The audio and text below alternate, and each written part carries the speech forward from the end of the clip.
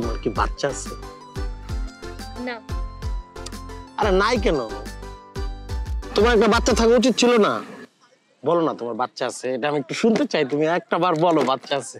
কি আশ্চর্য, আমি তো তোমাকে বলছি আমার কোনো বাচ্চা নাই, because I am not married.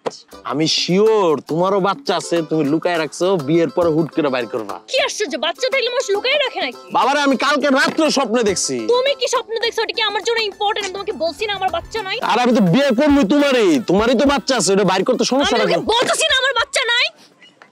আর বাবা বসো না, আমি তো এমনি তোমার বাজায় দেখলাম, একটু পরীক্ষা করে দেখলাম। আমি তো জানি তোমার বাচ্চা নাই, শিওর হইলাম যে আসলে এই যে নাই। সমস্যা নাই, শোনো, তোমার আমার বিয়ের পরে আমরা খুব বেশি দেরি করব না। বিয়ে হওয়া মাত্রই সাথে সাথে বাচ্চাটা নিয়ে নেব। তারপর আমার আর তোমার বাচ্চা তোমাকে ডাকবে আম্মু, আমাকে ডাকবে আব্বু, আমাকে ডাকবে আব্বু, তোমাকে ডাকবে আম্মু। বুঝছো না?